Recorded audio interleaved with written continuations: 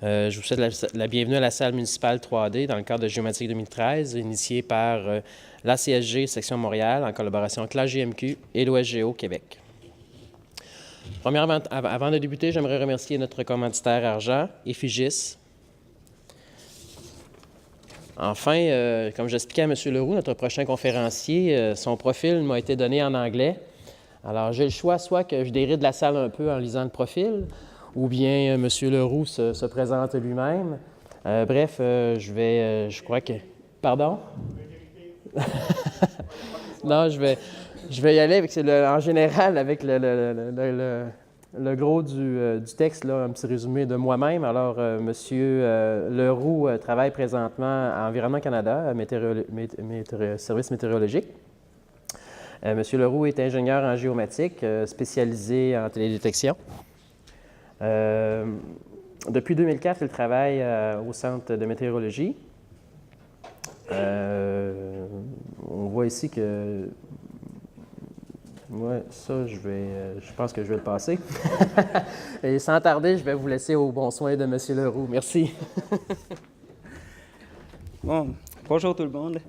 Donc, à l'image de ma biographie, excusez-moi, parce qu'elle était effectivement en anglais, eh bien, il y a Mme Marois qui s'est incarnée en moi, donc je vais faire la présentation en anglais, mais M. Harper s'est incarné dans mes slides, donc mes slides sont en anglais. Désolé. Alors, deux sujets aujourd'hui, donc Géomètre et le CUDM, c'est des services qu'on rend pour vous, ultimement. Et là, si je... Ouais, super. Alors, Service météorologique du Canada, ça fait partie d'Environnement Canada, voici notre budget. On est la source des données d'autorité pour ce qui s'appelle météo au Canada. Entre autres parce que ça coûte très cher et c'est nous qui avons le superordinateur pour rouler ces modèles-là en mode opérationnel, tout simplement. Donc, je suis dans la première partie sur Géomètre, qui est plus 2D dans ce cas-là. Tout simplement, évidemment, ça fait longtemps que les services météorologiques offrent ces données au public. Elles sont toutes disponibles gratuitement grâce à nos fameuses taxes. Par contre, les formats font en sorte que c'est surtout les usagers spécialisés qui sont capables d'utiliser ces données-là à cause des formats un peu étranges du monde de la météorologie. Et puis, c'est en train de changer. Puis l'exemple de Géomètre est en est un, justement. Avec le WMS, c'est le KML. Bon, je présume que les gens ici connaissent très bien c'est quoi le WMS et le KML, mais je vais quand même en glisser quelques mots. Et donc, Géomètre, on l'a lancé en juillet 2013, donc c'est tout nouveau. Donc, on peut voir ça comme des efforts de marketing. Alors voilà, on parle de données, les couches météo canadiennes. Elles ont beau être canadiennes, ça couvre toute la planète à différentes échelles, vous allez le voir un peu plus tard, et que ça vous permet, ces services-là, de rajouter sur vos téléphones intelligents, dans vos outils directement, sur des cartes interactives et beaucoup plus. Je vais donner tout plein d'exemples.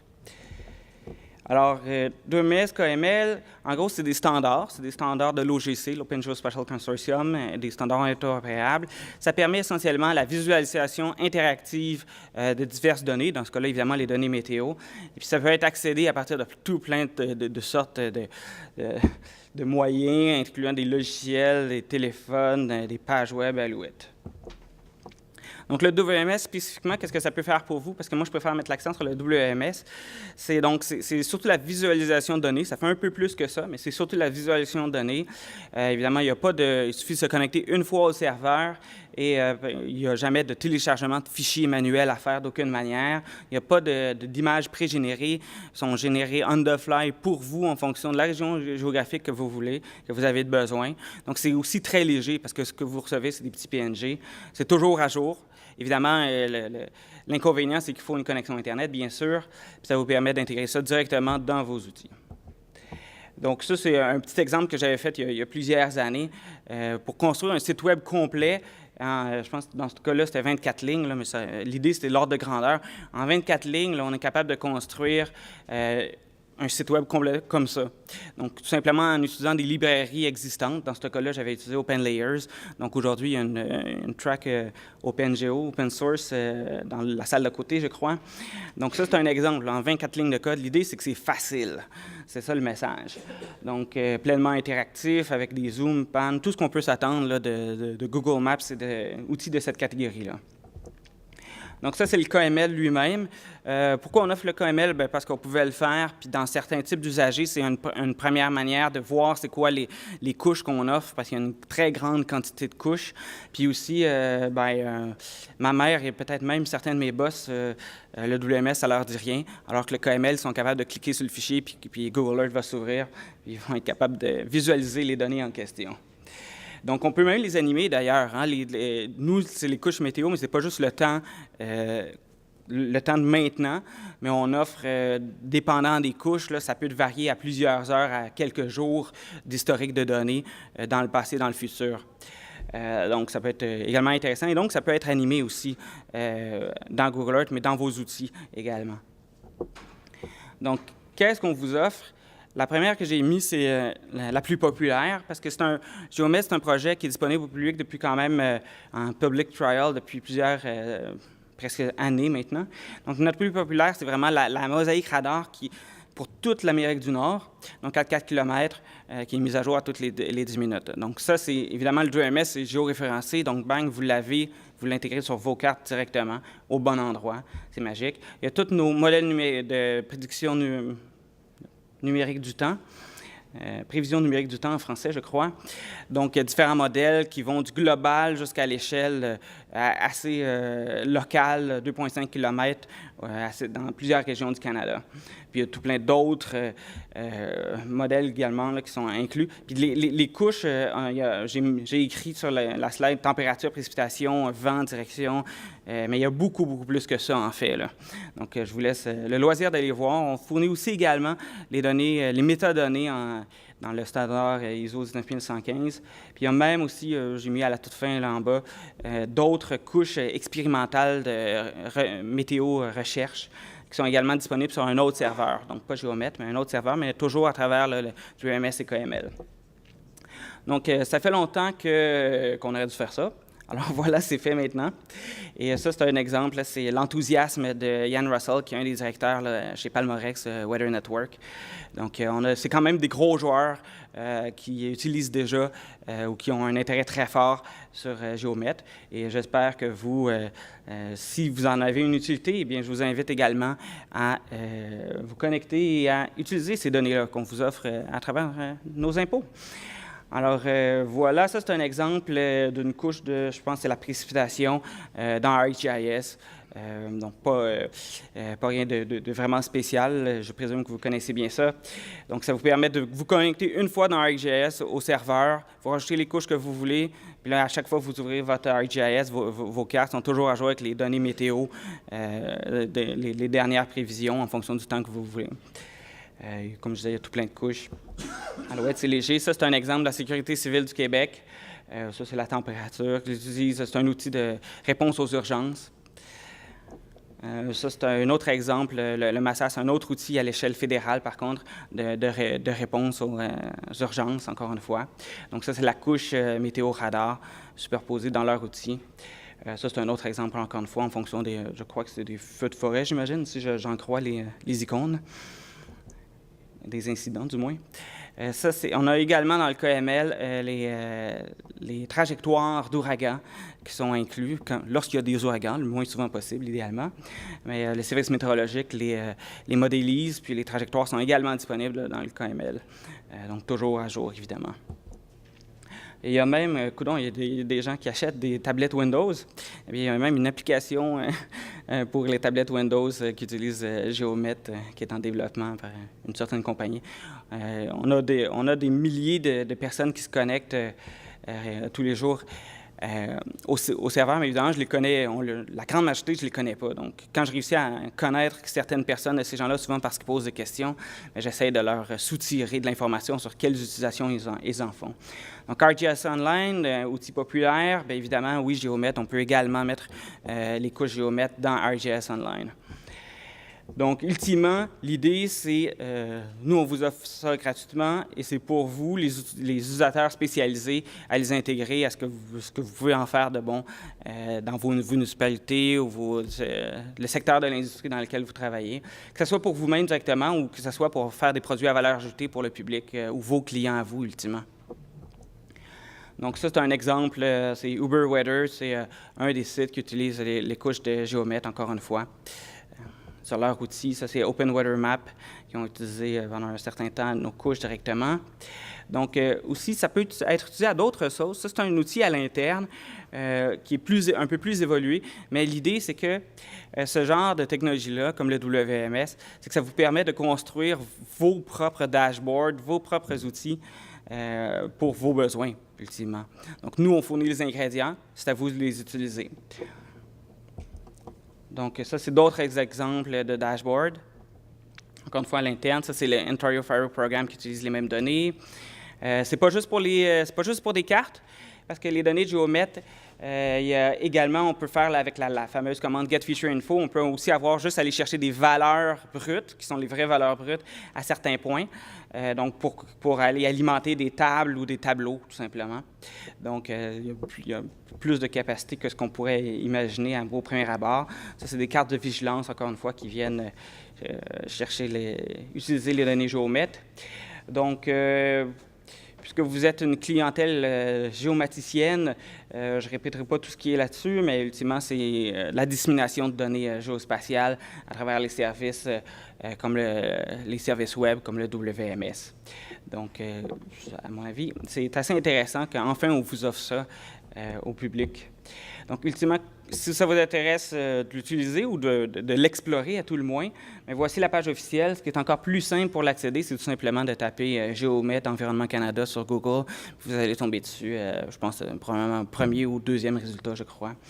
Je vous invite à joindre la mailing list pour être tenu au courant des mises à jour qu'on fait chaque quelques mois habituellement. Et j'aimerais ça aussi, si vous l'utilisez, s'il vous plaît, communiquez avec moi pour me dire ce que vous en faites. Puis, si vous voyez des améliorations, des nouvelles couches, dites-le nous, avec plaisir, on va évaluer ça. Donc ça, c'est une autre source de données qui est le datamart du service météorologique, qui est là depuis beaucoup plus longtemps, qui est là depuis 1998, je crois. Donc, on parle ici de 17 millions de downloads par jour avec 400 000 usagers uniques par jour. Donc, c'est immense. C'est très utilisé. Donc, on offre gratuitement, encore une fois, tout plein de produits au public. Ça fait partie de notre mission, évidemment, au service météorologique. Donc, voici l'adresse également. Donc, la deuxième section de la présentation, c'est le CUDM. Ça, c'est un système canadien de modélisation de dispersion urbaine qui a été développé au Service météorologique du Canada, plus spécifiquement au Centre canadien de au Centre météorologique du Canada. C'est ça, merci, excusez-moi. Donc, ça, c'est quelques exemples de genre de produits de visualisation qu'on a. Ce n'est pas la modélisation elle-même, ça, c'est la visualisation des résultats de modélisation. Donc, je vais avoir tout plein de screenshots, mais avant, un peu de texte. Donc, ça émane, ça a été développé par la section de la réponse aux urgences environnementales du Centre canadien de télédétection. Donc, il y a beaucoup de mots sur cette slide-là, mais en gros, c'est une équipe qui est en charge, qui a un mandat opérationnel, notamment au niveau des urgences de centres volcaniques et de toute la dispersion nucléaire à l'échelle mondiale. Donc, c'est une équipe qui est opérationnelle 24/7. Donc, parmi les motivations de l'existence de ce système-là, c'est l'expertise internationale du point de vue dispersion atmosphérique là, au Canada. C'est vraiment cette section-là qui est là. Évidemment, l'intérêt, c'est, comme ça a été mentionné ce matin par Stéphane Roche, eh bien, la population canadienne et mondiale là, habite principalement dans les villes de plus en plus, déjà 50 %, et ça augmente. Pourquoi à Dorval? Pourquoi au Centre météorologique canadien? Parce qu'entre autres, c'est là qu'il y a le superordinateur, comme je mentionnais tout à l'heure. Donc, on s'en va en voie opérationnelle, mais le système existe depuis 2004 et est plus ou moins fonctionnel, en fait, totalement même fonctionnel, mais il n'est pas opérationnel, c'est-à-dire s'il y a un événement là, on va répondre, mais on n'a pas des exigences de réponse liées aux opérations. Donc, les applications qu'on s'attend, donc c'est tout simplement la réponse aux urgences en temps réel, la planification pré-événement, la formation évidemment, puis les post-événements. Donc, c'est qui qu'on supporte avec ça? C'est les premiers répondants en premier lieu, donc les officiers d'urgence, la sécurité publique, la police, les pompiers, les planificateurs également. Donc, les bénéfices pour les municipalités, donc évidemment, c'est la sécurité publique, la planification, puis l'évaluation d'impact des différents scénarios. Là. Quand il arrive des gros spectacles dans une ville, par exemple, ou des gros rassemblements de politiciens, des trucs du genre. Donc, c'est là qu'on peut intervenir préalablement. Donc, quelques exemples là, de urbain versus non urbain, la modélisation. Eh bien, ça change tout. En milieu urbain, c'est aussi simple que ça. C'est que à Montréal, à Québec, en plus, il y a de la dénivellation, comme à Halifax. À Vancouver, c'est des grands bâtiments, à Toronto aussi. Donc, évidemment, il y a des impacts des bâtiments qui sont assez importants. Et comme là, on peut le voir là, dans la portion de gauche, donc les concentrations vont être influencées grandement par les bâtiments. Puis tout ça se fait en 3D. Hein. Il était mentionné sur une slide précédente, là, mais c'est en 3D X, Y, Z, 5 mètres. Donc, c'est des modèles CFD qu'on appelle la Computer Fluid Dynamics. Puis, ça prend beaucoup de temps de processeur, mais on a cette puissance informatique-là. Donc, on parle de 5 mètres XYZ avec des modèles là, qui peuvent avoir des millions de particules dedans avec tout plein de variables météorologiques. Donc, c'est pas juste des petits systèmes qu'on roule sur un laptop là, avec un modèle gaussien. C'est pas du tout ça. On parle vraiment d'un système beaucoup plus évolué. Donc, ça, c'est un autre exemple de différence là, entre urbain et non urbain. Là, ça, c'est... donc, maintenant, c'est presque juste des images qu'il me reste, des exemples de visualisation. Ce qu'il faut comprendre, c'est que ce qui est le plus important pour nous, c'est la portion modèle, mais évidemment, pour les utilisateurs des résultats, il y a une partie visualisation également. Donc, ça en est des exemples. On a un outil là, qui est tridimensionnel, un globe virtuel qui est très agréable à ce niveau-là. Donc, on a déjà plusieurs villes canadiennes on cherche à les mettre à jour ou à renouveler ou à en acquérir d'autres. Donc, ça, c'est par exemple Ottawa, évidemment, Ottawa dans notre système. Oups! Wow! Excusez-moi. Donc, ça, c'est un exemple sans les mains. Donc, ça, c'est un exemple de dispersion de la trajectoire des particules, de multiples particules influencées par les bâtiments dans Ottawa. Donc, il y a plusieurs manières. Là, je ne ferai pas le détail des différents outils de visualisation qu'on a.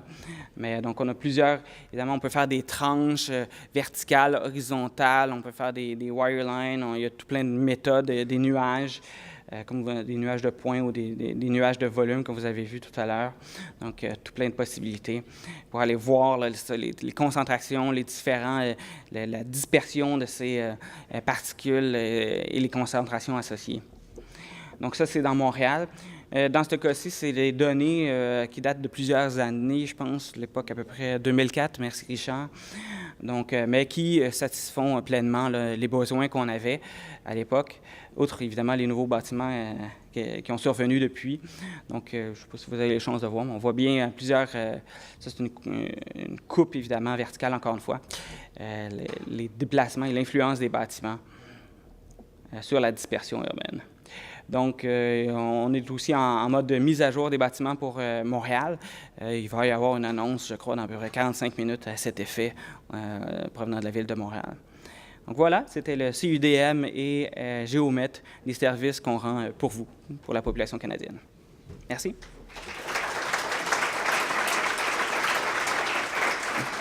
Merci beaucoup, M. Leroux. Est-ce qu'il y avait des questions pour M. Leroux? Oui, s'il vous plaît, au fond. Oui, vous? Oui. Avoir des services WMS, KMS, c'est bien. Est-ce que vous pensez publier les données brutes? Les données brutes sont déjà disponibles. Sur le Datamart, sont disponibles. Le format, c'est le format GRIB. En fait, c'est les données presque brutes. Il y a des petites distinctions, là, mais disons, pour monsieur tout le monde, les données brutes sont disponibles, sont sur le Datamart. Le format, c'est GRIB. Puis c'est des fichiers très volumineux et il faut des logiciels qui sont capables de lire ce format-là. D'autres questions? Alors, merci encore une fois, M. Leroux. Merci. Pardonnez-moi.